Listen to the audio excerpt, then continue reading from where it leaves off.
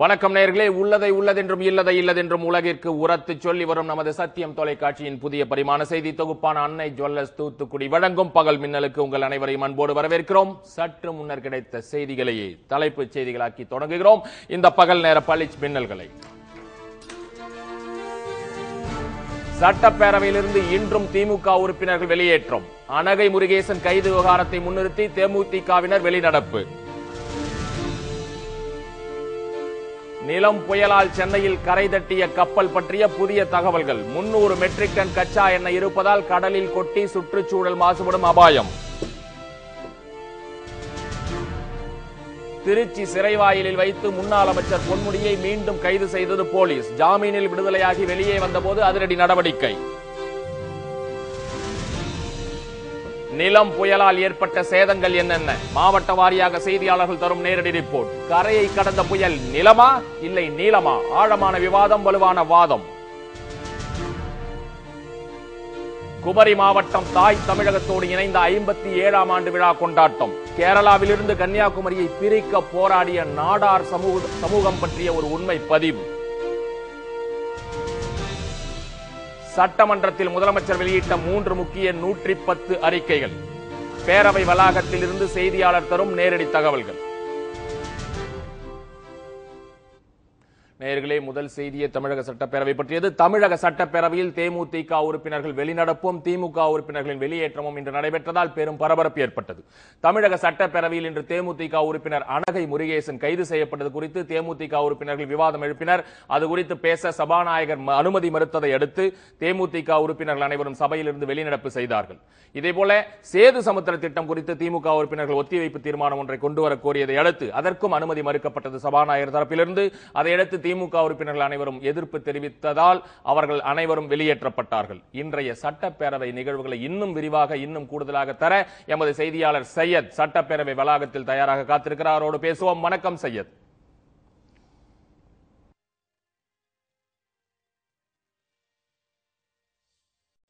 மீண்டும் இதை பற்றிய விவரங்களை அவரோடு தொடர்பு கொள்வோம். அவர் தொடர்பு கிடைத்தவுடன் அவரை பிரிவோம். இனி அடுத்த செய்தியை பார்ப்போம் நேயர்களே. சட்டவிரோத செம்மண் குவாரி வழக்கில் ஜாமீனில் விடுதலையான முன்னாள் அமைச்சர் பொன்முடி சொத்து குவிப்பு வழக்கில் மீண்டும் கைது செய்யப்பட்டார்.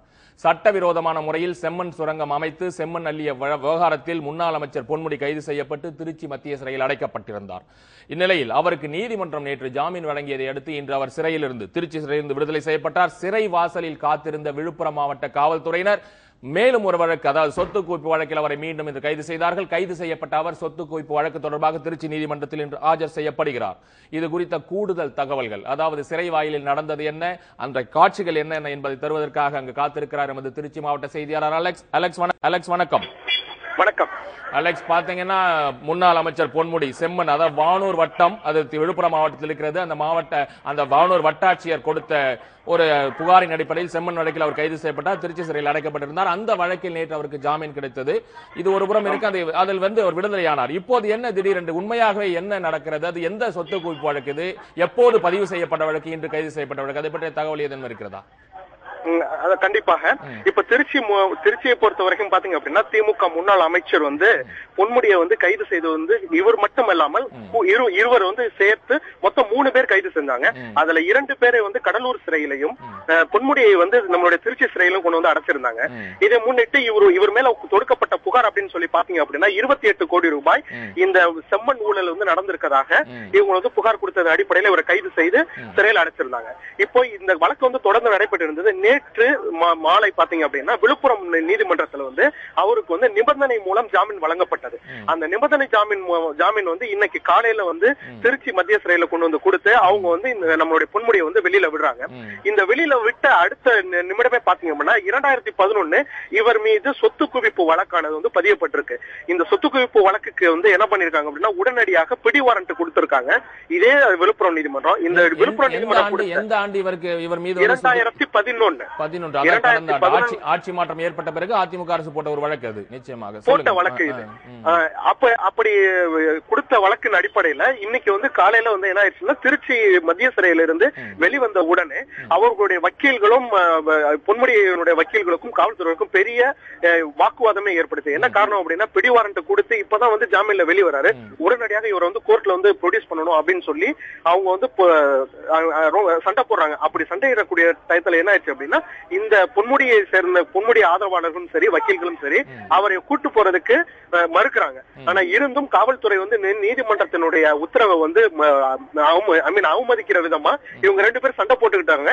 ஆனா இருந்தாலும் நீதிமன்ற உத்தரவை வந்து மீறக்கூடாது அப்படிங்கறதுக்காக விழுப்புரம் காவல்துறையினர் வந்து திருச்சி மாவட்டத்துல இருக்கக்கூடிய பொன்முடியை வந்து கைது செஞ்சு இப்போ விழுப்புரம் மாவட்டத்தில் இருக்கக்கூடிய நீதிமன்றத்துக்கு கொண்டு போய் ஆஜர்படுத்தியிருக்காங்க. கண்டிப்பா பல்வேறு விரிவான தகவல் நீங்க சொல்கிறீர்கள். இருந்தாலும் ஒரு விஷயத்தை நேயர்களுக்கு மீண்டும் நாம் தெளிவுபடுத்த வேண்டும். செம்மன் சொன்னீர்கள் 28 கோடி ரூபாய், அதாவது கனிம வளத்துறையும் அவரிடம் இருந்தது. முந்தைய ஆட்சியில் உயர்கல்வித்துறை அமைச்சராக இருந்த பொன்முடி அவர்கள் கனிம வளத்துறையும் அவர் கட்டுப்பாட்டில் இருந்ததால் அவர் அதாவது அவரது அதிகாரத்தை மீறி ஒரு 28 கோடி ரூபாய்க்கு முறைகேடு செய்தார் என்று செம்மன் வழக்கில் கைது செய்யப்பட்டார். இந்த சொத்து குவிப்பு வழக்கு நீங்கள் சொன்னீர்கள் 2011 கடந்த ஆண்டு ஆட்சி மாற்றம் ஏற்பட்ட பிறகு அவர் மீது பதிவு செய்யப்பட்டு சொன்னீர்கள் அல்லவா?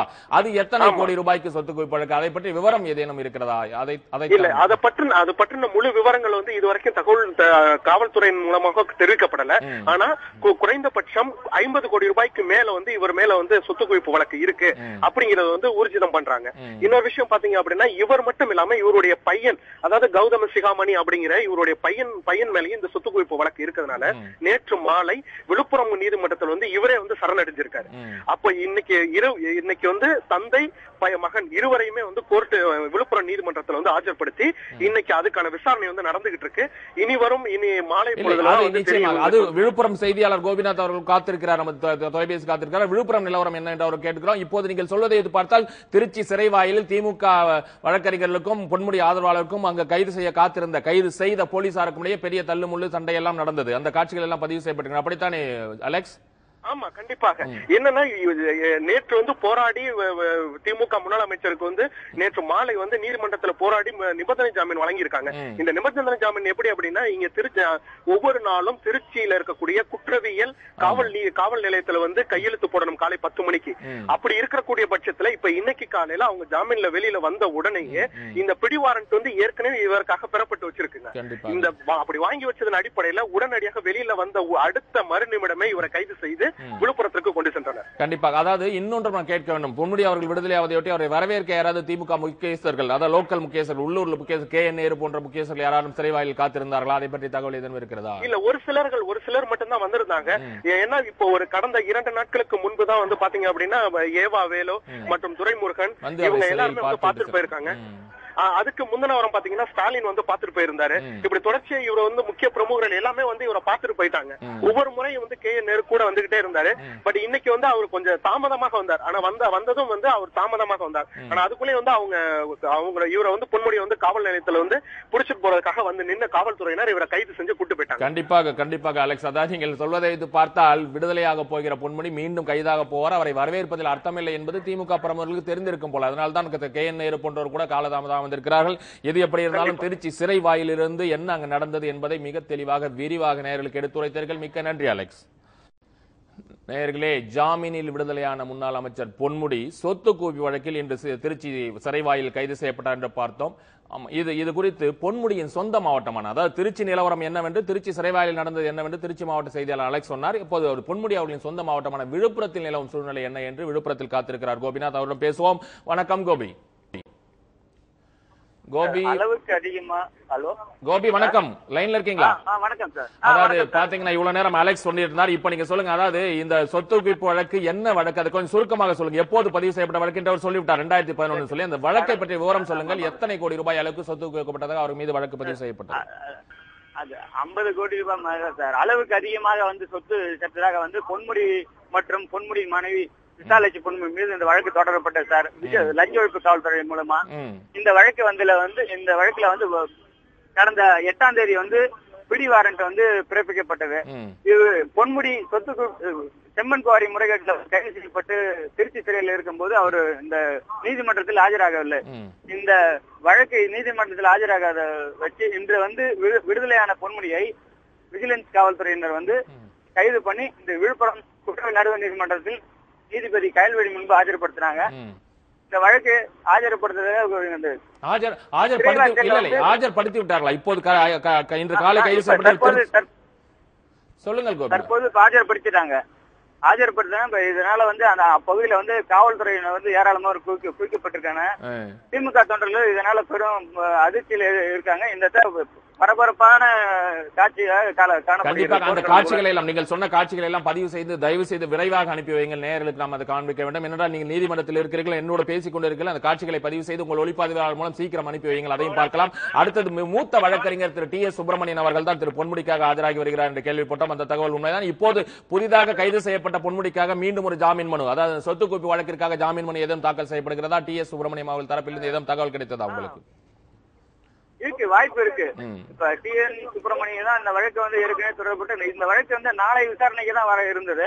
இந்நிலையில இவர் இன்றே வந்து கைது செய்யப்பட்டு இந்த பிடிவாரண்ட் கடந்த 8ஆம் தேதி ஆஜராகாதால நீதிமன்றத்தில் ஆஜராகாதால அந்த பிடிவாரண்டை வச்சு இப்ப லஞ்ச ஒழிப்பு காவல்துறை அவரை கைது செய்து இப்ப விழுப்புரம் நீதிமன்றத்தில் ஆஜர்படுத்திருக்காங்க. இதனால வந்து அங்க ஏராளமாக திருச்சி சிறையில வந்து காவல்துறைக்கும் வழக்கறிஞருக்கும் கடும் தள்ளுமுள் ஏற்பட்டதால இங்க விழுப்புரம் நீதிமன்றத்துல ஏராளமான காவல்துறை இங்க குறிக்கப்பட்டிருக்காங்க. இதனால பதட்டமான சூழ்நிலை காணப்படுகிறது விழுப்புரம் நீதிமன்றம். கண்டிப்பாக. அதாவது பொன்முடி அவர்கள் கௌதம சிகாமணி, பொன்முடியோட மகன் கௌதம சிகாமணியும் இன்று நீதிமன்றத்தில் ஆஜர்படுத்த வாய்ப்பு இருக்கு. அதான் நேற்றே சரணடைந்தார். அவர் பற்றிய தகவல். ஆமாம், சொல்லுங்கள், நீங்க சொல்லுங்கள். இல்ல அவரு நீதிமன்றத்துல இன்னைக்கு ஆஜர்படுத்தல. ஏனென்றால் நேற்றே அவரை பொன்முடி மட்டும்தான். ஏனென்றால் ஒரு தகவல் அலெக்ஸ் கண்டிப்பாக கோபி அலெக்ஸ் வந்து ஒரு தகவல் சொல்லியிருந்தார் அவரையும் சொல்லி, அதனால தான் அதை உங்களிடம் நேயர்களுக்காக அதை கிளாரிஃபை செய்து கொள்கிறோம். எது எப்படி இருந்தாலும் நல்லது. அதாவது நிறைய தகவல்கள். கோபி ஏதாவது சொல்ல விரும்புகிறீர்களா? கோபி ஏதோ சொல்ல நீங்கள் விரும்புகிறீர்கள், சொல்லுங்கள். விசாலாட்சி பொன்முடி மட்டும்தான் சார். ஆனா அவங்க சொத்து குவிப்பு வழக்குல இருக்காங்க. அவர் மகன் கௌதம சிகாமணி இல்ல. ஆனா தற்பொழுது வந்து கௌதம சிகாமணி நேற்று விழுப்புரம் நீதிமன்றத்துல சரணடைந்து அவர் கடலூர் சிறையில் அடைக்கப்பட்டிருக்கார். ஆக அவர் சார்பிலும் ஒரு ஜாமீன் மனு தாக்கல் செய்யப்பட்டிருக்கிறது. இப்போது பொன்முடிக்காக மீண்டும் ஒரு ஜாமீன் மனு தாக்கல் செய்யப்படும். சரிதானா? ஆமா, செய்யப்படும். கண்டிப்பாக பல்வேறு தகவல்களை அளித்தீர்கள். நான் முன்பே சொன்னது போல விழுப்புரம் நீதிமன்றத்தில் பொன்முடி அந்த காட்சியை நீங்கள் அனுப்பி வையுங்கள். உங்கள் சார்பில் நேயர்கள் உங்கள் வாயிலாக நேயர்கள் அதை பார்க்கட்டும். நன்றி கோபி. விழுப்புரம் நீதிமன்றத்தில் பல்வேறு தகவலை அளித்தீர்கள். நேயர்களே, இனி அடுத்த செய்தியை பார்ப்போம். சென்னை பட்டினப்பாக்கம் கடல் பகுதியில் தரை தட்டி நின்ற கப்பலில் 300 மெட்ரிக் டன் கச்சா எண்ணெய் இருப்பதாக தகவல் வெளியாகி இருக்கிறது. கடலில் அவை கொட்டி சுற்றுச்சூழல், அதாவது அந்த பகுதியான சுற்றுச்சூழல் மாசுபடும் அபாயம் ஏற்பட்டிருக்கிறது. மும்பையிலிருந்து கச்சா எண்ணெய் ஏற்றிக்கொண்டு சென்னை வந்த சரக்கு கப்பலான பிரதீபா சென்னை பட்டினப்பாக்கம் கடல் பகுதியில் நேற்று முதல் கரை தட்டி நின்று கொண்டிருக்கிறது. நிலம் புயலால் ஏற்பட்ட கடும் கொந்தளிப்பில் சிக்கிய அந்த கப்பலில் இருந்த பொறியாளர் ஒருவர் உள்ளிட்ட 2 உயிரிழந்தார்கள்.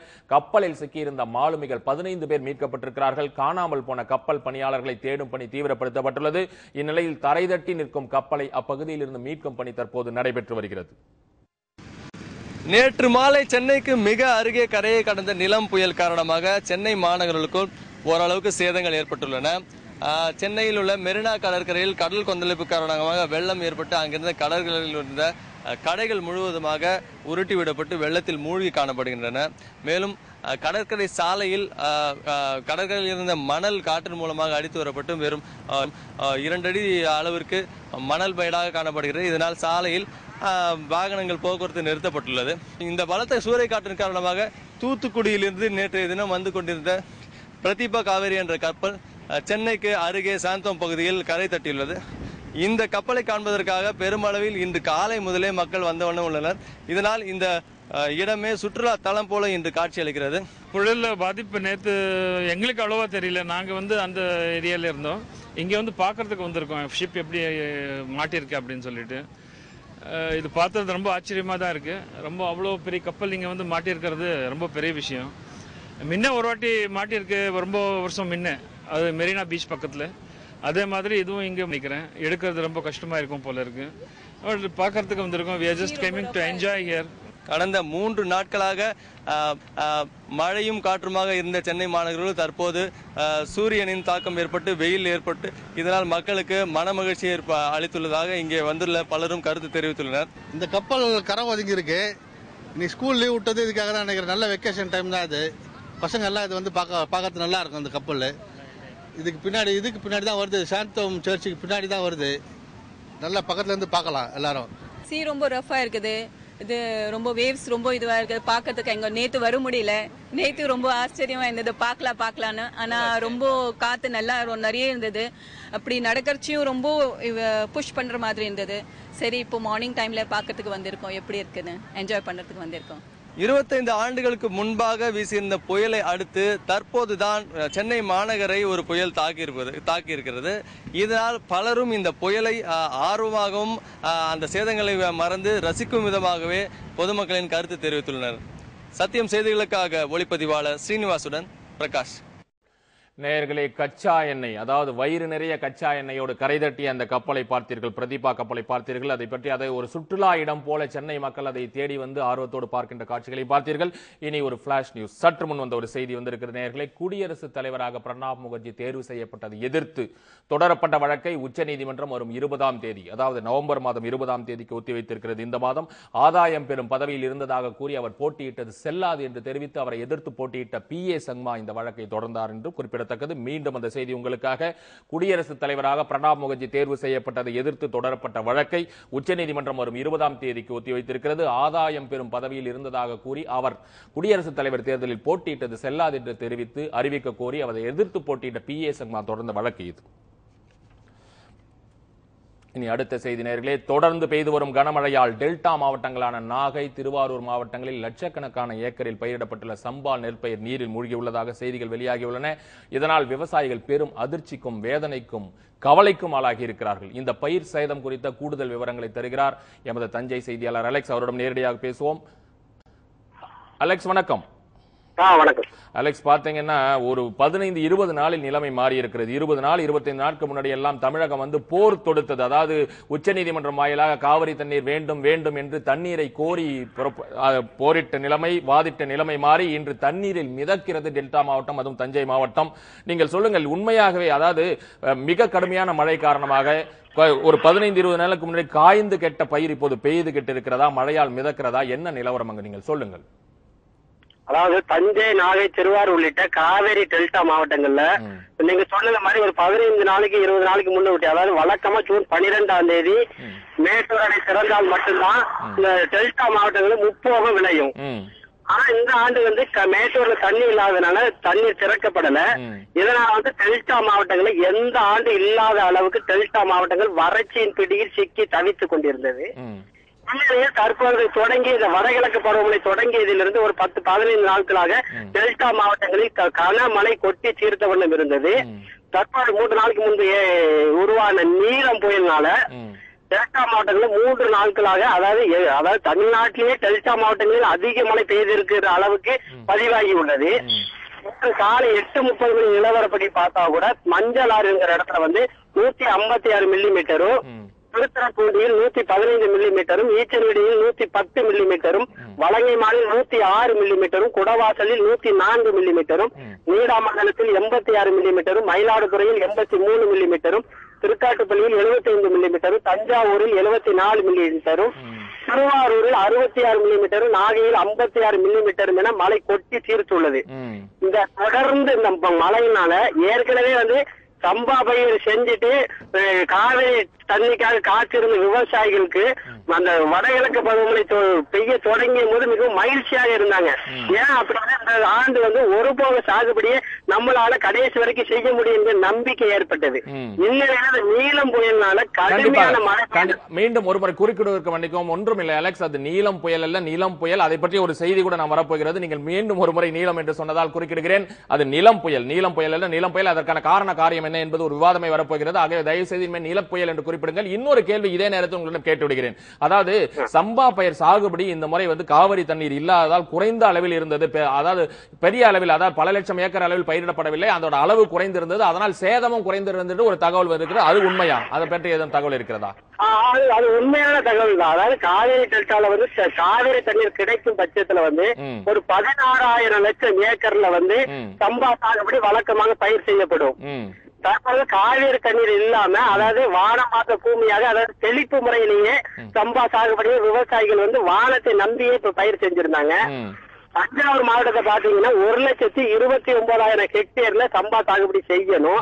ஆனா தஞ்சை மாவட்டத்துல பாத்தீங்கன்னா வெறும் 29,000 ஹெக்டேர்ல மட்டுமே சம்பா சாகுபடி செய்யப்பட்டிருந்தது. ஆனா திருவாரூர் நாகை மாவட்டத்துல திருவாரூர்ல 1.5 லட்சம் ஏக்கர்லயும் நாகப்பட்டினத்துல 2 லட்சம் ஏக்கர்லயும் இந்த சம்பா சாகுபடி செய்யப்பட்டிருந்தது. இந்த நில புயல்னால திருவாரூர் நாகை மட்டும் கடைமடை பகுதி என்பதனால அங்க இப்ப தஞ்சாவூர்ல பெய்யக்கூடிய மழையும் கும்பகோணம் பகுதியில் பெய்யக்கூடிய மழையும் டெல்டா மாவட்டத்தில் பெய்யக்கூடிய மழையினுடைய தண்ணீர் திருவாரூர் நாகை மாவட்டத்தில் தேங்கக்கூடிய நிலையில இருக்குது. இதனால திருவாரூர் மாவட்டத்தில் சுமாரா 1.5 லட்சம் ஏக்கர்ல இந்த சம்பா சாகுபடி பயிர்கள் நீரில் தற்பொழுது மூழ்கி இருக்கு. கண்டிப்பா அலெக்ஸ், திருவாரூர் பற்றி செல்வதற்கு திருவாரூர் செய்தியாளர் ராஜசேகர் காத்துக் கொண்டிருக்கிறார். நிச்சயமாக அவரிடம் நான் கேட்டுக்கொள்கிறேன். நிச்சயம் நீங்கள் உண்மையாக 3 மாவட்டங்கள் 4 மாவட்டங்கள் பற்றி தகவல் உங்களுக்கு தெரியும். இருந்தாலும் ராஜசேகர் அடுத்ததை காத்திருக்கிறார் திருவாரூர் மாவட்ட நிலவரம் பற்றி சொல்வதற்கு. தஞ்சை மாவட்ட நிலவரம் நீங்கள் சொன்னீர்கள், ஒரு விஷயத்தை மிக தெளிவாக சொன்னீர்கள். 1,29,000 ஹெக்டேர் பரப்பளவில் பயிரிடப்படும் சம்பா சாகுபடி இந்த முறை காவிரி நீர் பற்றாக்குறையால் வெறும் 29,000 ஹெக்டேர் அளவுக்கு தான் பயிரிடப்பட்டது. அதனால் சேதம் கூட ஒரு விதத்தில் குறைவு என்ற ஒரு வேதனையிலும் ஒரு விஷயத்தை நீங்கள் சொல்லியிருக்கிறீர்கள். நன்றி. மீண்டும் மேற்கொண்ட தகவல் பல்வேறு தகவலுக்கு உங்கள் தொடர்பு கொள்கிறோம். இப்போது திருவாரூர் மாவட்ட செய்தியாளரை பார்ப்போம். நேயர்களே, ஏற்பட்ட மழை புயல், நிலம் புயலால் ஏற்பட்ட சேதம் என்ன என்று அவர் கூறுகிறார். எமது செய்தியாளர் சேகர் ராஜசேகர் வணக்கம். வணக்கம் ராஜசேகர். நீங்க பாத்தீங்கன்னா இப்போ நம்ம தஞ்சை அலெக்ஸ் கூட நிறைய சொன்னார். திருவாரூர் மாவட்ட நிலவரம் என்ன, அந்த புள்ளிவிவரம் உங்களால் சொல்ல முடியுமா? திருவாரூர் மாவட்டத்திலும் வழக்கமான அளவு சம்பா சாகுபடி இல்லை, குறைந்தது. அதனால் சம்பா சாகுபடி சேதம் குறைந்தது என்ற தகவலை உங்களுக்கு சொல்ல முடியுமா? இல்லை சம்பா சாகுபடி வழக்கமான அளவில் இருந்து சேதம் அதிகமாக இருந்ததா? எது உண்மை? சொல்றது. வணக்கம். திருவாரூர் மாவட்டத்துல பாத்தீங்கன்னா 1.35 லட்சம் ஹெக்டேர் சம்பா சாகுபடி பண்ணிருந்தாங்க. இப்ப வடகிழக்கு பருவமழை ஆரம்பிச்சு சுமார் 15 நாட்களாக கனமழை பெய்து கொண்டு வருகிறது. இப்ப இதனால பாத்தீங்கன்னா சாகுபடி சம்பா சாகுபடி 1 லட்சம் ஏக்கருக்கு மேல தண்ணீர்ல மூழ்கி இருக்கு. மேலும் விவசாயம் ஆரம்பிச்சு இப்ப சம்பா சாகுபடியில 2 முறை உரம் கொடுத்திருக்காங்க, களை எடுத்திருக்காங்க. ஏக்கருக்கு 10,000 ரூபாய் வரையும் செலவு பண்ணிருக்காங்க. இப்ப மேலும் தண்ணீர் விவசாய தண்ணீர் அதிகமானதால் பயிர்கள்லாம் சுத்தர அழிக்கிற நிலைமையில இருக்கு. விவசாயிகள்லாம் எப்படி மீள்வது என விவசாயிகள் மிகுந்த வேதனையில இருக்காங்க. மேலும் இப்ப விவசாயிகள்லாம் இந்த தண்ணீர் வடிந்தால் மட்டுமே விவசாயம் அடுத்த கட்ட விவசாயத்தை மேற்கொள்ள முடியும்னு நினைச்சிட்டு இருக்காங்க. இன்று மழை ஏதாவது ஓய்ந்திருக்கிறதா? மழை நிலம் புயல் கரையை கடந்து விட்டது, மழை ஓய்ந்திருக்கிறதா? தண்ணீரை வடிகட்டும் வேலைகள் ஏதாவது நடைபெற்று வருகிறதா?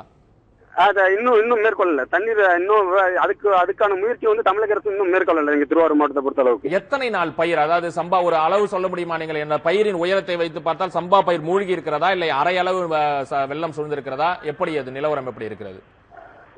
40 நாட்கள் நட்டு சம்பா சாகுபடி நட்டு 40 நாட்கள் ஆகிறது. இப்ப நிலம் புயல் காரணமாக கனமழையின் காரணமாகவும் தண்ணீர் ஃபுல்லா முழுவதும் மூழ்கி இருக்கிறது. உடனடியாக வடிகட்டினால் மட்டுமே ஓரளவுக்காக பயிரை காப்பாற்ற முடியும், அப்படித்தானே? கண்டிப்பா. நிச்சயமா. அதை வடிகட்டுவதற்கான வாய்ப்பு ஏதேனும் இருக்கிறதா? கால்வாய்கள் எப்படி ஏதேனும் வாய்ப்புகள் இருக்கிறதா? இன்று மாலையோ நாளையோ காலையோ ஏதாவது அதை வடிகட்டுவதற்கான வாய்ப்புகள் ஏதேனும் இருக்கிறதா? அரசு தரப்பில் அதிகாரிகள் ஏதாவது நடவடிக்கை எடுக்க வாய்ப்பு இருக்கிறதா? தமிழக அரசு பாத்தீங்கன்னா அடுத்த கட்டமாக இந்த தண்ணீரை வடிகட்டணும்னா குறைந்தது 15 நாட்களாக ஆகும்னு சொல்லியிருக்காங்க. இங்க குறைந்தது 15 நாள். நிச்சயமாக ஒரு வேதனையான ஒரு செய்தி. அதற்குள் பயிர் அழுகிவிடும் ஆபத்தும் இருக்கிறது, அப்படித்தானே ஜெயக்குமார்? கண்டிப்பாக. நிச்சயமாக ஜெயக்குமார். மீண்டும் ஏதேனும் தகவல் இருந்தாலும் இன்று மதியமோ இல்லை பிற்பகலோ உங்களை தொடர்பு கொள்கிறோம். நிறைய தகவல்களை தந்தீர்கள். அதாவது நிலம் புயலால் ஏற்பட்ட டெல்டா மாவட்டங்களில் அலெக்ஸ் தந்தார், தஞ்சை மாவட்டத்துக்கு அலெக்ஸ் தந்தார், திருவாரூருக்கு ஜெயக்குமார் தந்தார். இனி நாம் மீண்டும் தமிழக சட்டப்பேரவை குறித்த செய்திக்கு வருவோம். தமிழக சட்டப்பேரவையில் தேமுதிக உறுப்பினர்கள் வெளிநடப்பும், திமுக உறுப்பினர்கள் வெளியேற்றமும் நடைபெற்றதால் பெரும் பரபரப்பு ஏற்பட்டது. அதை பற்றிய செய்திகளை தர அங்கிருந்து நேரடியாக சட்டப்பேரவை வளாகத்தில் நமது செய்தியாளர் சையத் காத்திருக்கிறார். அவரிடம் நேரடியாக பேசுவோம். சையத் வணக்கம்.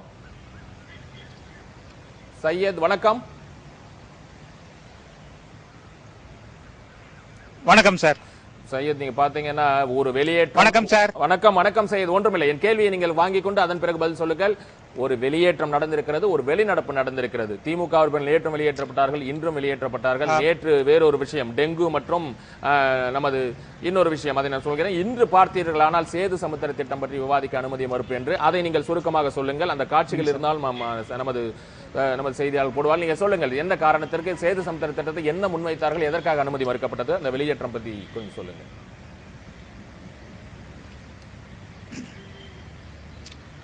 சையத், அதாவது தமிழக சட்டப்பேரவையின் மழைக்கால கூட்டத்தொடர் இன்று 3வது நாளாக நடைபெற்றுக் கொண்டு. வணக்கம், சொல்லுங்க சார். இல்ல இல்ல நீங்கள் சொல்லுங்கள். நான் நேயர்கள் நாங்களும் கேட்டுக்கொண்டிருக்கிறோம். கொஞ்சம் உங்களுக்கும் எங்களுக்கும் காலதாமதம் இருக்கிறது ஒலி அளவில். நீங்கள் பேசுங்கள், நாங்கள் கேட்கிறோம். வணக்கம் சார்.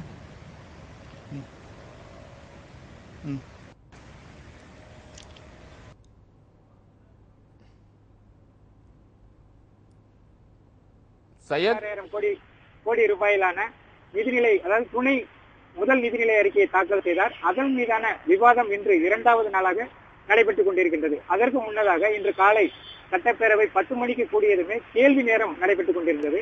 அதனைத் தொடர்ந்து திமுக உறுப்பினர்கள் கேள்வி நேரம் முடிந்த பின்னராக திமுக உறுப்பினர்கள் துரைமுருகன் தலைமையில், அதாவது சேது சமுத்திர திட்டம் மீதான, அதாவது அவையை ஒத்திவைத்து தீர்மானமாக ஏற்க வேண்டும் என்று கேட்டுக்கொண்டார். இதனைத் தொடர்ந்து சபாநாயகர் தனபால் பேசும்போது இதனை அவை ஒத்திவைப்பு தீர்மானமாக இதுவரை நமது சட்டப்பேரவையில் ஏற்றுக்கொண்டது கிடையாது, உங்களுக்கு தெரியாதா என்று கேட்டுக்கொண்டிருந்தார்.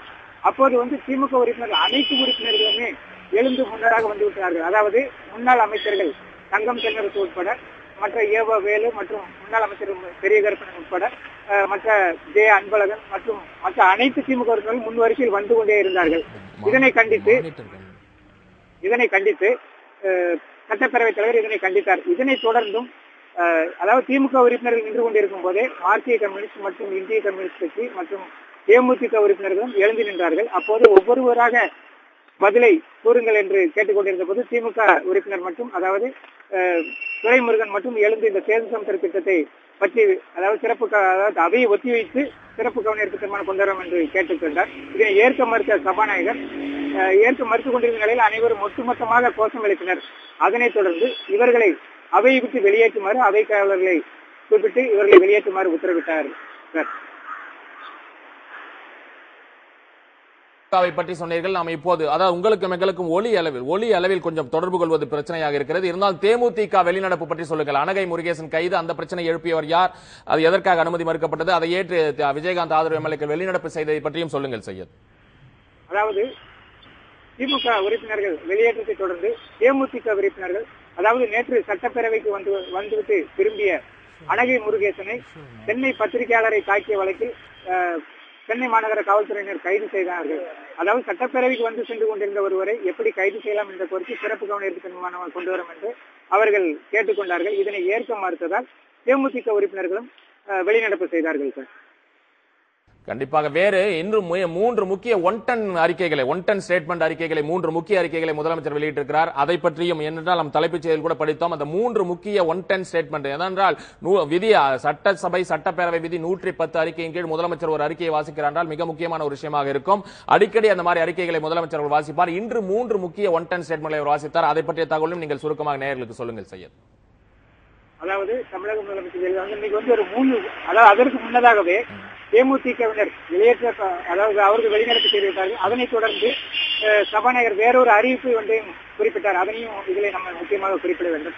அந்த அறிவிப்பு என்னவென்றால், நேற்று ஒரு 5 பேர் மீது அவை உரிமை மீறல் கொண்டு வரப்பட்டது. அதே போல இன்று தேமுதிக உறுப்பினர் மேலும் ஒரு 5 பேர் மீது அவை உரிமை மீறல் கொண்டு வரப்பட்டது. அதை பற்றி குறிப்பிட்டாக வேண்டும். அது என்னவென்றால், அதாவது நேற்று முன்தினம் முதலமைச்சரை சந்திப்பதற்காக என் வெங்கடேசன் மற்றும்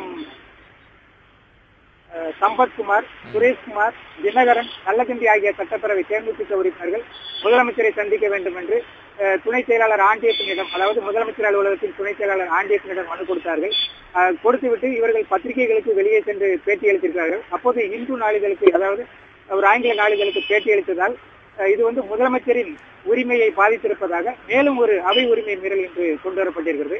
அதனைத் தொடர்ந்து தமிழக முதலமைச்சர் ஜெயலலிதா அவர்கள் ஒரு 110 விதியின் 3 முக்கிய தகவல்களை அளித்தார்கள். அதன்படி பாத்தீங்கன்னா, தமிழக சட்டப்பேரவையோட வைர விழா வரும் 30/11/2012 கொண்டாடப்பட இருக்கிறது. இந்த வைர விழாவில் கலந்து கொள்வதற்காக குடியரசுத் தலைவர் பிரணாப் முகர்ஜி அவர்களை ஏற்கனவே சென்று அமைச்சர்களும் அதாவது நாடாளுமன்ற உறுப்பினர்களும் நேரில் சென்று கலந்து கொள்ளுமாறு அழைப்பு கொடுத்தார்கள். அதன் பேரில் அவர் ஏற்றுக்கொண்டதாகவும் இந்த வைர விழாவில குடியரசுத் தலைவர் பிரணாப் முகர்ஜி கலந்து கொள்வார் என்ற அறிவிப்பையும் வெளியிட்டார். அதனைத் தொடர்ந்து 2வது அறிவிப்பு என்னவென்றால், அதாவது அரசு ஊழியர்களுக்கு வழங்கப்படக்கூடிய, அதாவது பண்டிகை கால முன்பணம் 2000 ரூபாய் வழங்கப்பட்டுக் கொண்டிருந்தது. இந்த 2000 ரூபாயத்தை 5000 ரூபாயாகவும் உயர்த்தியதாகவும் 2வது விதியின் கீழ் அதனை அறிவித்தார். அதனைத் தொடர்ந்து 3வது 110 தினங்கள் அறிவிப்பு என்னவென்றால், அதாவது தொழிற்சாலைகளில் இளைஞர்களுக்கு நேரடியாக வேலைவாய்ப்பு உருவாக்கும் வகையில் நோக்கியா போன்ற, அதாவது வெளிநாட்டு உரிமையுடன் செயல்படக்கூடிய மற்ற நிறுவனங்கள், அதாவது குண்டாய் போன்ற கார் தொழிற்சாலை மற்றும் சைக்கிள் உதிரி பாகங்கள் தயாரிக்கும் நிறுவனங்கள், டிவிஎஸ் போன்ற நிறுவனங்களில் அதாவது இளைஞர்களுக்கு நேரடியாக வேலைவாய்ப்பு அளிக்கக்கூடிய கிட்டத்தட்ட ஒரு 5000 பேருக்கு மேல் வேலை கிடைக்கக்கூடிய ஒரு அறிவிப்பையும் வெளியிட்டார் சார். நிச்சயமாக நீங்கள் அதாவது இந்த பண்டிகை கால முன்பண வெளியீடை பற்றி அது பற்றிய ஒன்டென் ஸ்டேட்மெண்ட் ஏதாவது மிக விவரமாக சொன்னால் மக்கள் மகிழ்ச்சி அடைவார்கள். ஏனென்றால் பெரிய அளவில் தமிழக மக்கள் பணியாளர்கள் அரசு ஊழியர்கள் எதிர்பார்த்துக் கொண்டிருப்பார். அதை பற்றி ஏதும் தகவல் இருக்கிறதா சையத்? அதாவது தமிழக அரசு ஊழியர்கள் இருந்தாலும் சையத், நீங்கள் ஒரு நிமிடம், இப்போதுதான் நீங்கள் அனுப்பிய துரைமுருகன், அதாவது வெளியேற்றப்பட்ட அவைக்காவலர்களால் வெளியேற்றப்பட்ட திமுக சட்டப்பேரவை துணைத் தலைவர் துரைமுருகன் அவர்கள் அளித்த பேட்டி வந்திருக்கிறது. அதை நேயர்களுக்கு காமித்தோடு மீண்டும் உங்களை தொடர்பு கொள்கிறோம். இந்த பேட்டியை பாருங்கள். சட்டப்பேரவை வளாகத்தில் திரு துரைமுருகன் அளித்த பேட்டி. திராவிட முன்னேற்ற கழக சட்டமன்ற உறுப்பினர்களை சபாநாயகர் அவர்கள் அவை காவலர்களை விட்டு வெளியேற்றியிருக்கிறார். என்ன காரணம் உங்களுக்கு எல்லாம் தெரியும். சேது சமுத்திர திட்டம் நீண்ட நெடுங்காலமாக தமிழுடைய கனவாக இருந்து வருகிறது.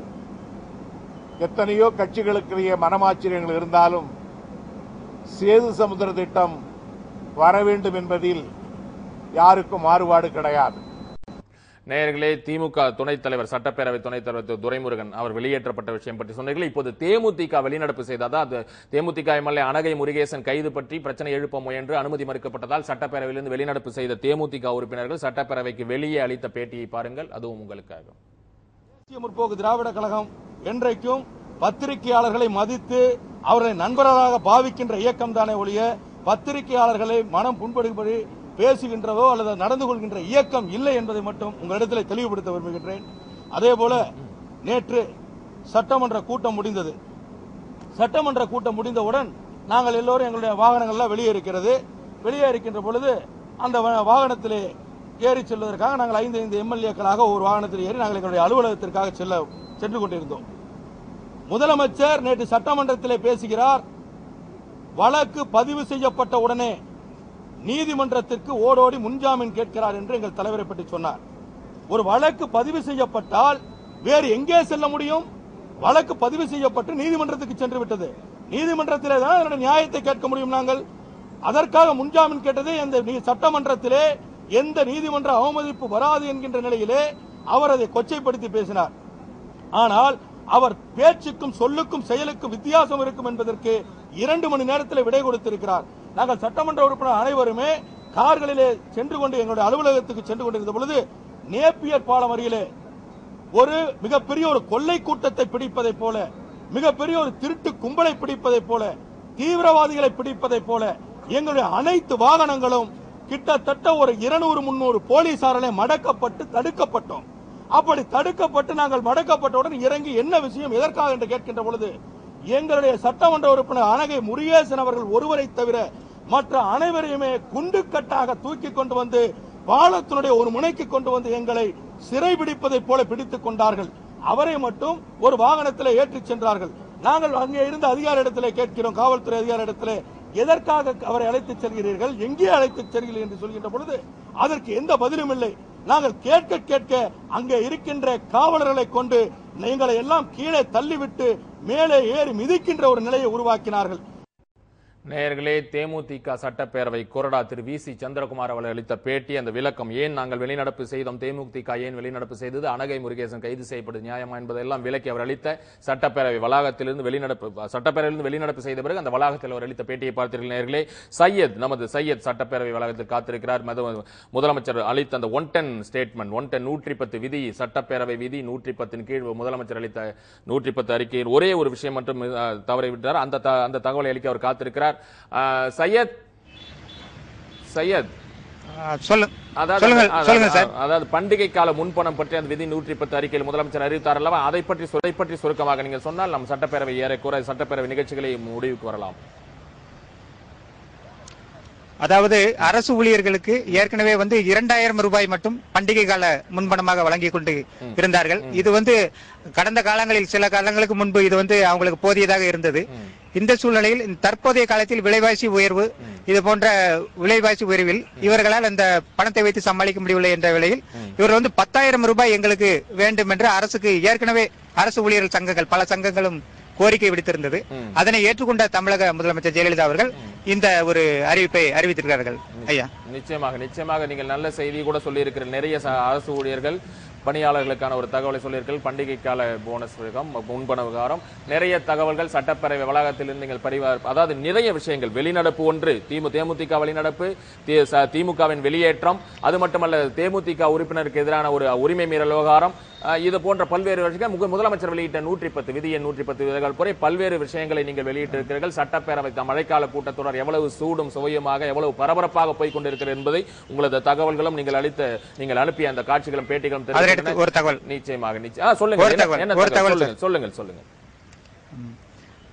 அதாவது இதனை அடுத்து சிறப்பு கவனஈர்ப்பு தீர்மானம் கொண்டு வர வேண்டும் என்று திமுக வெளியேற்றப்பட்டது. அடுத்து தேமுதிக வெளிநடப்பு செஞ்சிருச்சு. அடுத்து போன உடனே அப்புறம் இந்திய கம்யூனிஸ்டும் மார்க்சிய கம்யூனிஸ்டும் அவங்களும் எழுந்து நின்னாங்கல்ல, அவங்களுக்காக உங்களோட கோரிக்கை என்ன என்று பேரவைத் தலைவர் கேட்டார். அவங்க இந்த சிறப்பு கவனஈர்ப்பு தீர்மானமாக அதாவது தென் மாவட்டங்களில் நடைபெறும் கலவரத்தின் போது பல உயிர்கள் பலியாகிறது. தேவர் ஜெயந்தி விழாவில் கூட 3 பேர் கொலை செய்யப்பட்டார்கள். இது சம்பந்தமாக சிறப்பு கவனஈர்ப்பு தீர்மானம் கொண்டு வர வேண்டும் என்று புதிய தமிழக கட்சி தலைவர் டாக்டர் கிருஷ்ணசாமி மற்றும் கதிரவன், அதே போல இந்திய கம்யூனிஸ்ட் மற்றும் மார்க்சிய கம்யூனிஸ்ட் 4 பேரும் கேட்டார்கள். இதற்கு உடனே பேரவைத் தலைவர் உடனடியாக சபையில் ஏற்றுக்கொள்ளப்படும் என்று தெரிவித்தார். அதனைத் தொடர்ந்து முதலமைச்சர் அவர்களும் தற்போது பதிலளித்துக் கொண்டிருக்கிறார்கள். அதனைத் தொடர்ந்து தற்போது அதாவது முதல் துணைநிலை நிதிநிலை அறிக்கை மீதான 2வது நாள் விவாதம் தொடர்ந்து கொண்டிருக்கிறது.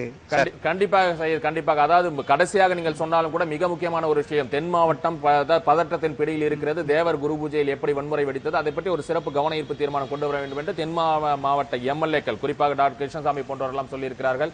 மிக முக்கிய விஷயம். இன்னும் அந்த விவரத்தை நீங்கள் சட்டப்பேரவை வளாகத்தில் சேகரியுங்கள்.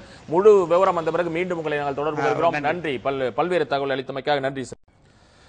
நேயர்களே, ஒரு அண்மை செய்தி வந்திருக்கிறது. சட்டப்பேரவை ஒட்டிய ஒரு செய்தி தான் இது, புதிய செய்தி. தமிழக சட்டப்பேரவை கூட்டத்தில் நாளையும் திமுக உறுப்பினர்கள் கலந்து கொள்வதற்கு பேரவைத் தலைவர் அனுமதி மறுத்திருக்கிறார். சேது சமுத்திர திட்டம் குறித்த ஒத்திவைப்பு தீர்மானம் கோரிய திமுக உறுப்பினர்கள் இன்று சட்டப்பேரவையிலிருந்து வெளியேற்றப்பட்டது குறிப்பிடத்தக்கது. ஒரே கூட்டத்தொடரில் 2 முறை அவர்கள் வெளியேற்றப்பட்டதால் நேற்றும் இன்றும் முன்பே சொன்னது போல டெங்கு விவகாரத்திற்காக நேற்றும் சேது சமுத்திரத்திற்காக இன்றும் அவர்கள் வெளியேற்றப்பட்டார்கள். ஆக ஒரே கூட்டத்தொடரில் அடுத்தடுத்து 2 நாட்களுக்கு அவர் வெளியேற்றப்பட்டதால் இந்த நடவடிக்கை எடுத்திருக்கிறார். அந்த செய்தியை மீண்டும் உங்களுக்காக சொல்கிறோம். தமிழக சட்டப்பேரவை கூட்டத்தில் நாளையும் திமுக உறுப்பினர்கள் கலந்து கொள்வதற்கு பேரவைத் தலைவர் அனுமதி மறுத்திருக்கிறார். இதன் காரணமாக மழைக்கால கூட்டத்தொடரின் கடைசி நாளான நாளை திமுக உறுப்பினர்கள் சபைக்குள் செல்ல முடியாத ஒரு நிலை ஏற்பட்டிருக்கிறது.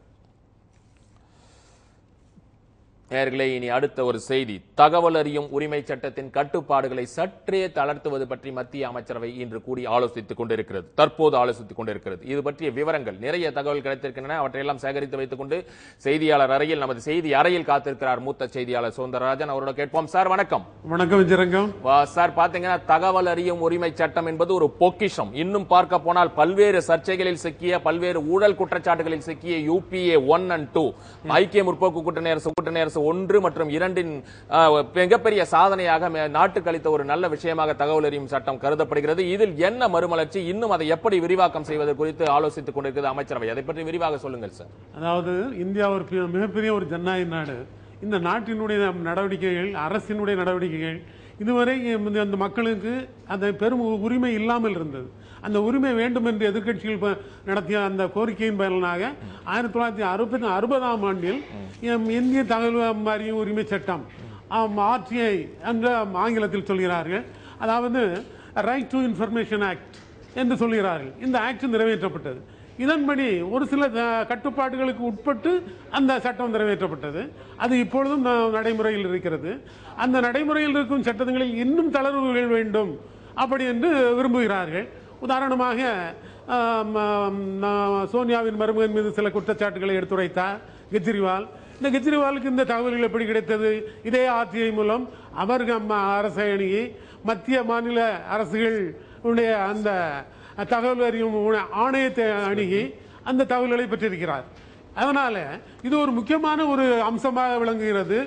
இதில் நாம் இன்னும் சிறப்பாக செயல்பட வேண்டும் என்பதற்காக மக்கள் என்ன விரும்புகிறார்கள், இன்னும் இது தளர்த்தப்பட வேண்டும், இன்னும் கூடுதல் விவரங்கள் வேண்டும் என்று விரும்புகிறார்கள். நீங்கள் நிச்சயமாக சொன்னீர்கள், அதாவது தகவல் அறியும் உரிமை சட்டம் என்ற ஒரு விஷயம் இருப்பதால் தான் மிகப்பெரிய அரசியல், அதாவது இதுவரை பொதுமக்களின் கண்ணில் மண்ணை தூவிவிட்டு ரகசியமாக நடந்து வந்த பல்வேறு தகவல்கள் வெளியாகி கொண்டிருக்கின்றன. குறிப்பாக நீங்கள் சொன்னது போல நிதின் கட்காரி, பிஜேபி நிதின் கட்காரி தலைவர் நிதின் கட்காரியின் அவர் முறைகேடுகளும், ராபர்ட் வதேரா இன்னொரு பக்கம் சோனியா காந்தி அவர்களின் மருமகனான ராபர்ட் வதேரா பற்றிய குறித்த தகவல் எல்லாம் வெளியாகி கொண்டிருப்பதெல்லாம் தகவல் அறியும் உரிமை சட்டம் கொடுத்த ஒரு விஷயங்கள். நிச்சயமாக இன்னொன்று இப்போது அதே நேரத்தில் நேஷனல் செக்யூரிட்டி தேசிய பாதுகாப்பு என்ற விஷயத்திலும் பிரைவசி தனிநபர் உரிமை என்ற முறையிலும் சில விஷயங்கள் அதிலிருந்து விதிவிலக்கு பெற்றிருக்கின்றன. அந்த விதிவிலக்கையே சில பேர் கேடயமாக பயன்படுத்தி சில ஊழல் முறைகேடுகளை தடுப்பதாக எல்லாம் சர்ச்சைகள் வந்து கொண்டிருக்கின்றன. ஆக இந்த மாதிரி ஆர்டிஐ விற்பனர்கள், ஆர்டிஐ ஆர்வலர்கள், அதாவது தகவல் அறியும் உரிமை சட்ட ஆர்வலர்கள் என்ன சொல்கிறார்கள், விதிவிலக்குகளை குறைக்க வேண்டும், இன்னும் நிறைய விஷயங்களை அதற்குள் கொண்டு வர வேண்டும் அந்த வரம்புக்குள் என்று சொல்கிறார்கள். அந்த வரம்பை தளர்த்துவது பற்றி அமைச்சரவை தற்போது ஏதேனும் விவாதிக்கிறதா, இல்லை வரம்பை விரிவுபடுத்துவது பற்றி விவாதிக்கிறதா, அதை பற்றி தகவல் சொல்லுங்கள். அதாவது இப்பொழுது கிட்டத்தட்ட இந்த சில கட்டுப்பாடுகள் என்பது தலைமை பொறுப்பில் இருக்கும், நிர்வாக பொறுப்பில் இருக்கும் சிலரது அரசியல் வாழ்க்கை, அவர்களுடைய சொந்த வாழ்க்கை, அது தவிர இந்த நாட்டினுடைய பாதுகாப்புக்கு உள்ள அம்சங்கள், ராணுவம் பற்றியது, விமானப்படை பற்றியது, இன்னும் சொல்ல போனா கப்பல் படை பற்றியது, அணு ஆயுத ரகசியங்கள், அது போன்ற திட்டங்கள். உதாரணத்துக்கு இன்னொன்று நாம் சொல்லலாம், இந்த கூடங்குளம் போராட்ட மக்கள் இன்னும் விரும்புகிறார்களே, ரஷ்யாவுடன் நீ செய்து கொண்ட ஒப்பந்தத்தின் நகல் எங்களுக்கு தாருங்கள், அது இந்த அரசு கொடுக்க மறுக்கிறது. காரணம், அது போன்ற ஒப்பந்தத்தினுடைய நகல்களை தனியாருக்கு கொடுக்க நமது அரசியல் சட்டத்தில் இடமில்லை. அது போன்ற தகவல்களை பொதுமக்கள் பெறுவதற்கும் இந்த சட்டம் இடமளிக்கவில்லை. இது போன்ற பல காரியங்கள். இன்னும் சொல்ல போனால், தேனி பக்கத்தில் மலைப்பகுதியை குடைந்து அங்கு ஒரு பெரிய ரசாயன ஆய்வு சோதனை கூடம் மிகப்பெரிய அளவில் நடக்கப் போகிறது. அது இந்த நாட்டு மக்கள், தேனி பகுதி மக்கள் மட்டுமே வேண்டும் என்றால் அந்த பகுதியை தெரிந்திருக்கலாம். ஆனால் அது இந்திய நாட்டுக்கு ஒரு மிகப்பெரிய ஒரு காரியம் என்றே சொல்ல வேண்டும். ஏனென்றால் அமெரிக்கா, ரஷ்யா போன்ற நாடுகள் எல்லாம் அணு ஆயுத சோதனைகளில் மிகவும் முன்னணியில் இருக்கின்றன. அது போன்ற நிலையை நாம் எட்டுவதற்கு இந்த சோதனை கூடம் நிச்சயமாக சார். எதுவா இருந்தாலும் ஒரு நாட்டின் முன்னேற்றம் கூட மக்கள் நலனுக்கு எதிராக இருக்கக்கூடாது, மக்கள் நலனை அடகு வைக்கக்கூடாது என்பது. ஆனால் எது எப்படி இருந்தாலும் தகவல் அறியும் உரிமை சட்டம், நீங்கள் சொன்னது போல ரைட் டு இன்ஃபர்மேஷன், அந்த ஆர்டிஐ ஆக்ட் மட்டும் வரவில்லை என்றால் இந்தியா இன்னும் பின்னோக்கி போயிருக்கும், இன்னும் பல ஊழலும் முறைகேடுகளும் தெரியாமல் போயிருக்கும். அந்த விதத்தில் பார்த்தால் இதே அரசு, இந்த மன்மோகன் அரசு, முந்தைய அரசின் கண்டுபிடிப்பு தான், அதாவது முந்தைய மன்மோகன் அரசின் அதை அறிமுகப்படுத்தியிருந்தாலும் கூட மிகப்பெரிய விஷயமாக, அதாவது குடிமக்கள் சாசனம், அதாவது சிட்டிசன் சார்ட்டர் என்று சொல்கிறோம் அல்லவா, அரசு அலுவலகங்களில் கூட இதெல்லாம் சிட்டிசன் சார்ட்டர், குடிமக்கள் சாசனம், ஒரு அரசு அலுவலகின் பணி என்ன, அதன் கடமை என்ன என்பதையெல்லாம் அரசு அலுவலகத்தின் வாயிலில் ஒட்டி வைக்க வேண்டும் என்றெல்லாம் வந்திருப்பதெல்லாம் காரணம் இந்த ஆர்டிஐ தான். மிகப்பெரிய விஷயம், மிக முக்கியமான ஒரு விஷயத்தை இன்று விவாதித்துக் கொண்டிருக்கிற மத்திய அமைச்சரவை, அந்த மத்திய அமைச்சரவையின் கூட்டத்தின் முடிவில் என்ன வருகிறது என்பதை நீங்கள் இன்னும் சேகரித்து வைங்கள் ஐயா. உங்கள் வாயிலாக மீண்டும் அதை நேயர்களுக்கு தெரியப்படுத்துகிறோம். இந்த அளவில் நமது இந்த விவாதத்தை முடிப்போம். தற்போது சொல்ல விரும்புகிறேன். இப்பொழுது நம்ம மத்திய மந்திரி சபை கூட்டம் நடந்து வருகிறது. இதில் ஒரு சில தளர்வுகள் செய்யப்பட்டிருக்கிறார்கள் தகவல்கள் கூறுகின்றன, டெல்லி செய்திகள் கூறுகின்றன.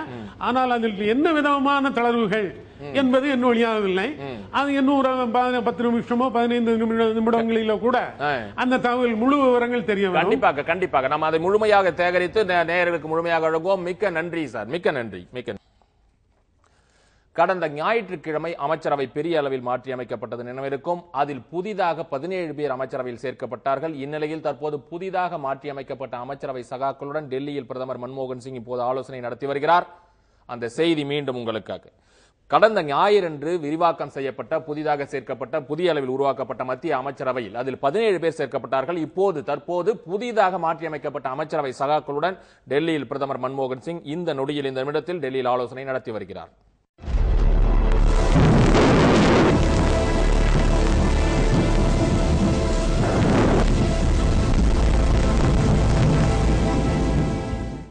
நேயர்களே, நிலம் புயல் அடித்து முடித்து கரையை கடந்த நிலம் புயல் பற்றிய ஒரு சுவாரஸ்ய செய்தி, அதை பற்றி ஒரு விவாதம். நேயர்களே, தமிழகத்தில் நேற்று வீசிய அந்த புயலின் வேகம் மற்றும் அதனால் ஏற்பட்ட சேதம் ஒருபுறம் இருந்தாலும், கடந்த 2 நாட்களாக இந்த புயலுக்கான பெயர் நிலமா அல்லது நீளமா என்ற ஒரு குழப்பம் நிலவி வருகிறது. பல ஊடகங்களும் பத்திரிகைகளும் நீலம் என்று பெயரை எல்லாம் சொல்லி வந்தார்கள். அதற்கான தகவல் என்ன பின்னணி, என்ன உண்மை, அதற்கான தகவலுடன் செய்திகளை சேகரித்துக் கொண்டு செய்தி அறையில் காத்திருக்கிறார் எமது செய்தியாளர் நர்மதா. நர்மதா, வணக்கம். வணக்கம் சார். நீளமா என்பதை பின்னால் பார்ப்போம். முதலில் இந்த கேள்விக்கு நீங்கள் சொல்லுங்கள், உலகளாவிய அளவில் புயல்களுக்கு எவ்வாறு பெயர் சூட்டப்படுகிறது, அந்த தகவலை நீங்கள் நேயர்களுக்கு சொல்லுங்கள் நர்மதா.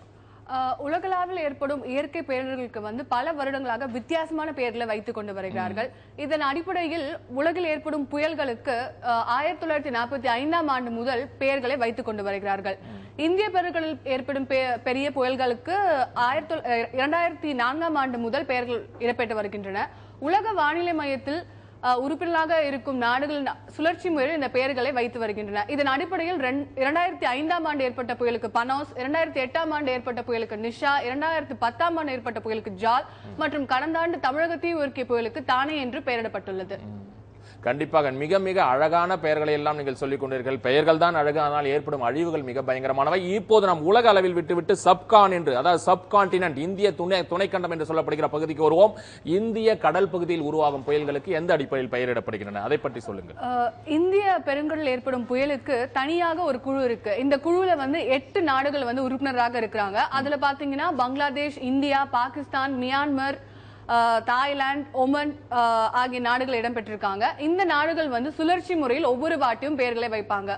இந்த 8 நாடுகள் 8 வித்தியாசமான பெயர்களை இந்திய வானிலை ஆய்வு மையத்துக்கு கொடுத்திருக்காங்க. இதுல 64 புதிய பெயர்கள் கொண்ட பட்டியல் இருக்கு. இத ஒவ்வொரு வாட்டியும் ஒவ்வொரு நாட்டின் சுழற்சியின் அடிப்படையில் இந்த புயல்களுக்கு பெயர்கள் வைக்கப்படுகின்றன. கண்டிப்பாக நீங்கள் சொல்வதை இது பார்த்தால் 8 நாடுகள். இப்போது நாம் இந்த சர்ச்சைக்கு வருவோம். நேற்று வீசிய புயலின் பெயர் நிலமா நீளமா? ஏனென்றால் நிலம் என்பதை நாம் பல்வேறு தரப்பில் விவாதித்து விசாரித்து அதைத்தான் சரியான பெயர் என்று விவாதித்து நாம் தொடர்ந்து நம் சத்தியம் செய்திகளில் நிலம் என்று கூறி வருகிறோம். எதன் காரணமாக இது நீளம் அல்ல நிலம் என்பதை நீங்கள் சொல்லுங்கள். நேற்று வீசிய புயலுக்கு நிலம் என்ற பெயரை பாகிஸ்தான் நாடு வச்சிருக்காங்க. இந்த பெயர் அவங்க நீலம் என்று உச்சரிக்க வேண்டும் என்று அவர்கள் அறிவித்திருந்தார்கள். ஆனால் நமது டெல்லியில் உள்ள இந்திய வானிலை ஆய்வு மையம் அது நீலம் அல்ல நிலம் என்று உச்சரிக்க வேண்டும் என்று தெரிவித்தார்கள். நிலம் என்றால் இந்தியில் நிலத்தை குறிக்கும், நீலம் என்றால் நீல கற்களை குறிக்கும் என்று குறிப்பிடப்பட்டிருந்தது. இதன் அடிப்படையில் இந்திய வானிலை ஆய்வு மையம் ஒவ்வொரு பெயரையும் எப்படி உச்சரிக்க வேண்டும் என்று ஒரு தனி பட்டியலை வெளியிட்டிருக்கிறாங்க. அதன் அடிப்படையில் தான் பெயர்களை உச்சரிக்க வேண்டும் என்று அவர்கள் அறிவுறுத்தியிருக்கிறார்கள். நிச்சயமாக நர்மதா, நீங்கள் சொல்வதை இது பார்த்தால் நீலம் நீலம் என்று இருந்தால் அது NEELAM என்று அந்த ஸ்பெல்லிங் இருக்க வேண்டும், ஆங்கில உச்சரிப்பு. ஆனால் இதற்கு NILAM என்ற வார்த்தை இருப்பதால் எப்படி பார்த்தாலும் இந்த நிலம் தான். நீங்கள் கூட ஒரு அருமையான தகவலை சொன்னீர்கள். நிலம் என்பது ஹிந்தி வார்த்தை. நிலம் என்றால் நிலப்பரப்பை குறிக்கும். நிலப்பரப்பில் வீசக்கூடிய ஒரு கடற்காற்று, புயல் காற்று, அதற்காக நிலம் என்று வைக்கப்பட்டிருக்கிறது. இதற்கு டெல்லியில் உள்ள இந்தியன் மெட்ராலஜிக்கல் டிபார்ட்மெண்ட், இந்திய வானிலை ஆய்வு மையத்தின் தலைமையகம் கூட ஒப்புதல் கொடுத்திருக்கிறது சொன்னீர்கள். பல்வேறு தகவல்களை நீங்கள் சொன்னீர்கள் நர்மதா. நன்றி உங்கள் தகவல்களுக்கு. நர்மதா சேகரித்து வைத்து சொல்லிய தகவல்கள் ஒரு பக்கம் இருக்கட்டும். அது நிலமா நீளமா என்பதற்கு நமது வானிலை ஆய்வு மையம், சென்னை வானிலை ஆய்வு மைய இயக்குனர் ரமணனே சொல்கிறார். அவர் என்ன பெயர் என்று சொல்கிறார். நிலமா நீளமா என்பதை நீங்களே கேளுங்கள். நீலம் என்ற புயலானது இன்று மாலை 5:30 மணி அளவிலே 450 கிலோமீட்டர் தொலைவில் நிலை கொண்டுள்ளது. நிலம் என்று பெயரிடப்பட்டுள்ள இந்த புயலானது இந்த நிகழ்வு என்பது முடியாட்டில் கணிசம் 2 அல்லது 3 மணி நேரமாகும். நீலம் என்ற புயலானது இன்று மாலை 5:30 மணி அளவிலே 450 கிலோமீட்டர் தொலைவில் நிலை கொண்டுள்ளது. நிலம் என்று பெயரிடப்பட்டுள்ள இந்த புயலானது இந்த நிகழ்வு என்பது முடியாட்டில் கணிசம் 2 அல்லது 3 மணி நேரமாகும். நீலம் என்ற புயலானது இன்று மாலை 5:30 மணி அளவிலே 450 கிலோமீட்டர் தொலைவில் நிலை கொண்டுள்ளது. என்ன நேயர்களே, இந்த பகல் மின்னல்களில் மின்னல் போல மீண்டும் மீண்டும் அழுத்தம் திருத்தமாக அவர் சொல்லியிருக்கிறார் நிலம் நிலம் நிலம் என்று. ஆகவே இந்த சர்ச்சை இன்றோடு ஓயட்டும். இன்னொரு செய்தியும் சொல்கிறோம். அடுத்து ஒரு புயல் உருவாகினால் அதுக்கு மகாசன் என்று பெயர் சூட்டப்படுவார்களாம். அந்த பெயர் அடுத்த பட்டியலில் இருக்கிறது. இனி அடுத்த செய்திக்கு போகும் நேயர்களே. அண்ணல் அம்பேத்கர் முதல் இந்திய எதிர்ப்பு போராட்ட வரலாறு வரை அண்மை காலமாக அடிக்கடி சர்ச்சையில் சிக்கிக் கொள்ளும் CBSE பாடப்புத்தகங்கள் தற்போது மீண்டும் ஒரு புயலை கிளப்பியிருக்கின்றன. 9ஆம் வகுப்பு சமூகவியல் பாடப்புத்தகத்தில் நாடார் சமூகத்தை சிறுமைப்படுத்தி வரலாற்றை திரித்து கருத்துக்கள் வெளியிடப்பட்டதை ஏறத்தாழ அனைத்து கட்சிகளுமே கடுமையாக கண்டித்துள்ளன. அது உங்களுக்கே தெரியும். ஏனென்றால் பல்வேறு போராட்டங்கள் நடைபெற்று வருகின்றன. இது என்ன உண்மை பதிவு என்ன, வரலாறு என்ன கூறுகிறது என்பது பற்றி ஒரு சிறப்பு அலசலை இப்போது பார்ப்போம். குமரி வாழ் நாடார் சமுதாயத்தை பற்றி 9ஆம் வகுப்பு CBSE புத்தகத்தில் பாடம் இருக்கிறது. குமரி மாவட்டத்தில் வாழும் நாடார் மக்கள் அம்மாவட்டத்தின் பூர்வீக குடிமக்கள் அல்ல என்றும் அவர்கள் வந்தேரிகள் என்றும் அதில் குறிப்பிடப்பட்டிருக்கிறது. சாணார்கள் என்ற வார்த்தைகளால் அவர்களை குறிப்பிட்டும் நாடார்கள் குடிபெயர்ந்து வந்தவர்கள் என்றும் அப்பாட வரிகள் தெரிவிக்கின்றன. சாணார்கள் என்று நாடாரை அழைப்போர் கூட அந்த வார்த்தை எப்படி வந்தது என்ற வரலாற்றை தெரிந்து கொள்ள வேண்டும். சான்றோர்கள் என்ற மதிப்புமிகு அழைப்புதான் நாளடைவில் சாணார்கள் என்று மருவிவிட்டது என்பதையும் அவர்கள் புரிந்து கொள்ள வேண்டும். அதனால்தான் சிபிஎஸ்இ பாடப்புத்தகத்தில் இடம்பெற்றுள்ள இந்த உண்மைக்கு மாறான தகவல்களை சாதி மதமின்றி அரசியல் மாச்சரியங்களுக்கு அப்பாற்பட்டு அனைத்து தலைவர்களுமே கண்டித்திருக்கிறார்கள். கன்னியாகுமரி மாவட்டத்தில் உள்ள நாடார் சமுதாயத்தினரை இழிவுபடுத்தும் வண்ணம் பாடப்புத்தகத்தில் இடம்பெற்றிருப்பதாக அறிகின்றேன். ஆனால் அப்படி இழிவுபடுத்தும் வண்ணம் அந்த புத்தகத்தில் இடம்பெற்றிருந்தால் அதனை உடனடியாக தடை விதித்து அந்த பாடப்புத்தகத்திலிருந்து அந்த பாட குறிப்பை அகற்ற வேண்டும் என்பது என்னுடைய கோரிக்கை. காரணம், நாடார் சமுதாயத்தினர் இந்த நாட்டினுடைய பூர்வீக குடிமக்களே தவிர அவர்கள் பெயர்ந்து வந்தவர்கள் அல்ல, வேறோ எங்கோ இருந்து குடியேறவர்கள் அல்ல. முந்தைய காலத்தில் குமரி மாவட்டம் கேரள மாநிலத்தோடு இருந்து வந்தது. அப்போது நாஞ்சில் நாடு என்று போற்றத்தகும் அளவில் இருந்த தற்போதைய குமரி மாவட்டம்தான் கேரளாவின் நெற்களஞ்சியமாக திகழ்ந்தது. இந்த மாவட்டத்தில் விளைந்த நெல்தான் கேரள மக்களுக்கு, அதுவும் குறிப்பாக திருவனந்தபுரம் வாழ் கேரள மக்களுக்கு உணவாக இருந்தது என்பதை வரலாற்று அறிஞர்களும் ஆய்வாளர்களும் உறுதிப்படுத்தியிருக்கிறார்கள். அப்படிப்பட்ட பூமியில்தான் நாளடைவில் போர்க்கொடி பறக்கத் தொடங்கியது. குமரி மாவட்டத்தை தாய் தமிழகத்தோடு இணைக்க வேண்டும் என்ற போராட்டம் தலை தூக்கியது. கேரள மாநிலத்தின் திருவிதாங்கூர் சமஸ்தானத்தை நாயர்கள் ஆண்ட காலகட்டத்தில், சித்திரை திருநாள் மகாராஜா, மார்த்தாண்டவர்மா போன்றவர்கள் ஆண்ட காலத்தில் குமரி மாவட்டத்தில் வாழ்ந்து வந்த நாடார் சமுதாயத்தினர் பெரும் கொடுமைக்கு ஆளாக்கப்பட்டார்கள். நாடாரின பெண்கள் கூட பல்வேறு வேதனைகளுக்கும் சோதனைகளுக்கும் உட்படுத்தப்பட்டார்கள். இக்கொடுமை தீர்வதற்கு ஒரே வழி குமரி மாவட்டத்தை தாய் தமிழகத்தோடு சேர்ப்பதுதான் என்ற முடிவுக்கு வந்தார்கள் அவர்கள். அதனைத் தொடர்ந்து எழுந்ததுதான் குமரி மாவட்டத்தை தமிழ்நாட்டோடு இணைக்கும் போராட்டம். இந்த போராட்டத்தை நசுக்க கேரள காவல்துறையினர் நடத்திய துப்பாக்கிச் சூட்டில் 11 உயிர்கள் அப்போது பலியாகின. மார்த்தாண்டவர்மா ஆட்சிக்கு வந்து மார்த்தாண்டவர்மா அங்க திருவனந்தபுரத்துல போய் அவர் ஆட்சியை ஸ்திரப்படுத்தின பிறகுதான் மலையாளிகள் இங்க வராங்க. அது வரையிலும் இது சுத்தமான தமிழர்களுடைய நாடு. பல ஜாதிகள் இருக்காங்க, நாடார்கள் இருக்காங்க, பிள்ளைமார் இருக்கிறாங்க, எல்லாருமே தமிழ் ஜாதிகள். இந்த தமிழ் ஜாதிகளுடைய நாடாகத்தான் இது இருந்து கொண்டே இருந்தது. குமரி மாவட்ட விடுதலை போரை முன்னின்று நடத்தியவர்களில் குறிப்பிடத்தக்கவர்கள் மார்ஷல் நேசமணி, குஞ்சன் நாடார், சிதம்பரநாத நாடார், தானுலிங்க நாடார் என்று ஏகப்பட்ட தலைவர்களை அடுக்கிக் கொண்டே போகலாம் பட்டியலில். இப்படிப்பட்ட தியாகச் செம்மல்கள் பிறந்த நாடார் சமுதாயத்தை குமரி மாவட்டத்தின் பூர்வீகவாசிகள் அல்ல என்று கூறலாமா? அதனைத்தான் ஏற்கலாமா? நாடார் இனத்தை இழிவுபடுத்தும் விதமாக மத்திய அரசு தனது 9வது வகுப்பு சிபிஎஸ்இ பாடத்திட்டத்தில் நாடார் இனத்தை மைக்ரன்ஸ் என்று, நாடோடிகள் என்று சித்தரித்துள்ளது. இது வன்மையாக கண்டிக்கத்தக்கது. இது சார்பாக நாங்கள் மேல் பிரதமர் வரை அனைவருக்கும் மனுக்கள் கொடுத்து விட்டோம். இப்போது ஒரு 10 தினங்கள் பார்ப்போம். அதற்கு பிறகும் அந்த பாடத்திட்டம் நீக்கப்படாவிட்டால் தமிழகம் முழுவதும் அனைத்து நாடார் சமுதாயத்தையும் ஒருங்கிணைத்து தொடர் உண்ணாவிரதம், தொடர் போராட்டம் மேற்கொள்வோம். பெருந்தலைவர் காமராஜரும் குமரி மாவட்டத்தை தாய் தமிழகத்தோடு சேர்க்க வேண்டும் என்ற போராட்டத்துக்கு மிகவும் பக்கபலமாக இருந்தார். இதனை சிபிஎஸ்இ தயாரிப்பு செம்மல்களால் மறுக்க முடியுமா? நாடார் சமுதாய தென்றலே, இனி நீ துண்டை இடுப்பில் கட்டாதே. தலை நிமிர்ந்து நீ வாழ வேண்டும், அதற்காக உன் இடுப்பில் இருக்கும் துண்டை தலையில் நீ எடுத்துக்கட்டு என்று ஆர்ப்பரித்து நாடார் மக்களுக்கு உணர்வை தட்டி எழுப்பி அதை நடைமுறைப்படுத்திய பெருமை ஐயாவடி வைகுண்டரைச் சேரும் என்கிறார்கள் வரலாற்று ஆய்வாளர்கள். மற்ற இன மக்களுக்கும் இவர்களுக்கும் மிகுந்த வேறுபாடு உண்டு. காரணம், இவர்கள் நிறத்தில் வேறுபாடு உண்டு. தூய்மையான தமிழர்கள் என்று சொல்லக்கூடியவர்கள் இவர்கள்தான். யார் என்று கேட்டால், குறிப்பாக குமரி மாவட்டத்தில் கல்குளம், விளவங்கோடு, நெய்யாற்றங்கரை இந்த பகுதியில் வாழக்கூடிய 100% நாடார்களும், இங்கே வாழக்கூடிய தோவாளை அகஸ்தீஸ்வரத்தில் வாழக்கூடிய 80% நாடார்களும் இந்த நாட்டினுடைய மண்ணின் மைந்தர்கள். நெல்லை சீமையிலே குறுநில மன்னர்களாக, சிற்றரசர்களாக நாடார்கள் ஆண்ட பரம்பரைதானே தவிர குமரி மாவட்டத்துக்கு அவர்கள் வந்தேரிகளாக சென்று குடியேறியவர்கள் அல்ல என்பதை அனைவருமே அறிவார்கள். நாடார்கள் மண்ணின் மைந்தர்கள் என்பது சிபிஎஸ்இ அறிவாளர்களுக்கு மட்டும் எப்படி தெரியவில்லை என்பது புரியாத புதிராக இருக்கிறது. உண்மையான சரித்திரத்தை உலகுக்கு உணர்த்துமா மத்திய அரசு? தவறு திருத்தப்பட வேண்டும், இல்லையென்றால் தவறிழைத்தவர்கள் திருத்தப்படுவார்கள் என்பதை அவர்கள் உணர வேண்டும். சத்தியம் தொலைக்காட்சிக்காக துணையாசிரியர் சுதந்திரராஜன். நிச்சயமாக நாடார்கள் பற்றிய அந்த செய்தி தொகுப்பு உங்களுக்கு ஒரு பெரிய விழிப்புணர்வு ஏற்படுத்தும். இன்னொன்று, இன்றுதான் குமரி மாவட்டம் தமிழகத்தோடு இணைந்த ஒரு நாள். ஆக அந்த குமரி மாவட்ட விடுதலை போராட்டத்தை உணர்த்துகின்ற இந்த நாளில் இந்த தொகுப்பு உங்களுக்கு நிச்சயமாக பயனளித்திருக்கும், பொருத்தமாகவும் இருக்கும். நேயர்களே, இனி சற்று முன் வந்த செய்தி ஒன்று வந்திருக்கிறது. தீபாவளி பண்டிகையை ஒட்டி கூடுதல் பேருந்துகளை இயக்க தமிழக அரசு முடிவு செய்திருக்கிறது. மேலும் கூடுதல் கட்டணம் வசூலிக்கும் தனியார் பேருந்துகள் மீது நடவடிக்கை எடுக்கப்படும் என்றும் தமிழக சட்டப்பேரவையில் போக்குவரத்து துறை அமைச்சர் செந்தில் பாலாஜி அறிவித்திருக்கிறார். மிக பயனுள்ள அந்த செய்தி மீண்டும் உங்களுக்காக. தீபாவளி பண்டிகையொட்டி கூடுதல் பேருந்துகளை இயக்க தமிழக அரசு முடிவு செய்திருக்கிறது.